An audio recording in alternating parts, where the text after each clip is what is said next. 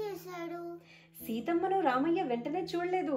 మిథిల నగరానికి వెళ్ళిన తర్వాత అక్కడ ఫస్ట్ జనక మహారాజు గారికి విషయం తెలిసి పరిగెత్తుకుంటూ వచ్చి ఫస్ట్ విశ్వామిత్రుల వారికి స్వాగతం చెప్పారంట. ఆయన వెనకాలే వీళ్ళిద్దరూ ఉన్నారనమాట, రామలక్ష్మణులు. వెంటనే అడిగారంట, గురువుగారు మీ వెనుక వీళ్ళిద్దరూ ఎవరు? అచ్చం సూర్యచంద్రులా ఉన్నారు అంటే అప్పుడు చెప్పారంట, ఎవరో కాదు, దశరథ మహారాజు గారి కుమారులు వీళ్ళిద్దరూ కూడా శ్రీరాముడు లక్ష్మణుడు అని చెప్పి. అవునా అని చెప్పి అనగానే వెంటనే జనక మహారాజు గారు వెనుకున్నటువంటి ఇంకొక అబ్బాయి, మా అమ్మగారు మీకోసం ఎప్పటి నుంచో ఎదురు చూస్తున్నారు, ఒక్కసారి మా అమ్మను కలవండి, మా అమ్మ పేరు అహల్య అంటే కలిసి వచ్చారు అని అన్నారంట.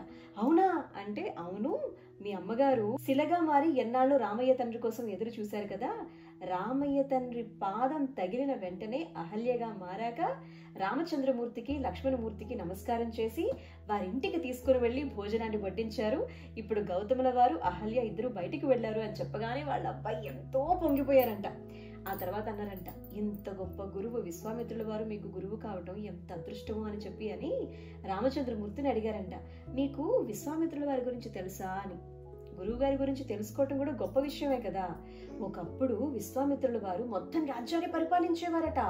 అప్పుడు ఆయన దగ్గర పెద్ద సైన్యం ఉండేదంట, గుర్రాలతో ఏనుగులతో పెద్ద సైన్యంతో రాజ్యం అంతా తిరుగుతూ వశిష్ఠ మహాముని ఆశ్రమం ఉంది అని చెప్పి తెలుసుకుని అక్కడికి వెళ్ళారంట. ఎందుకు అక్కడికే వెళ్ళాలి, అంత పెద్ద రాజ్యం ఉంది కదా, వేరే వారి దగ్గరికి వెళ్ళొచ్చు కదా.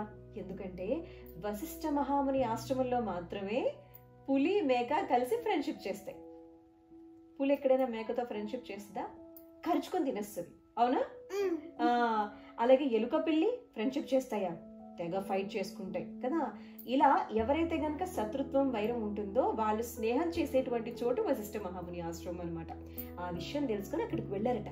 అక్కడికి వెళ్ళిన తర్వాత వీరికి విశ్వామిత్రుల వారికి వశిష్ఠుల వారు స్వాగతం చెప్పారంట. చెప్పిన తర్వాత చాలా పెద్ద సైన్యం వచ్చింది కదా, అంతమందికి వండి పెట్టాలంటే ఎంతమంది ఉండాలి, ఎంత భోజన సదుపాయం ఉండాలి. కానీ వశిష్ఠ మహాముని ఏం చేశారంట, విశ్వామిత్రుల వారిని తీసుకుని వెళ్ళి శబల దగ్గరికి తీసుకుని వెళ్ళి పరిచయం చేశారంట. శబల ఒక కామధేను అనమాట. సో అక్కడికి వెళ్ళిన తర్వాత శబలను చూసి ఇదేమిటి శబల దగ్గరికి తీసుకొచ్చారు అని చెప్పి అనుకున్నారు. కానీ శబల కామధేను గురించి చెప్పాలంటే గనక వీరికి ఏం కావాలో అన్ని వడ్డించు శబల అని చెప్పి అనగానే అన్ని లక్షల మంది సైన్యానికి కావలసినంత అన్ని ఆహార పదార్థాలని కూడా తయారు చేసేసిందంటే కామధేను. ఫుడ్ అంతా రెడీ చేసి పెట్టేసింది. అందరి ఆకలి తీరిపోయింది. అందరూ ఆశ్చర్యపోయారు. ముఖ్యంగా విశ్వామిత్రుడు గారు ఆశ్చర్యపోయారంట. నా ఒక ఆవు ఇంత చేసింది కామధేను. అయితే విశ్వామిత్రుడు వారు అన్నారంట, నా రాజ్యంలో ఏదైనా ఒక గొప్పది ఉంది అంటే గనక రాజుగా నా దగ్గరే ఉండాలి అది. కాబట్టి వశిష్ఠ మహాముని నాదో కోరిక, శబల నాకు ఇచ్చేయండి అన్నారంట.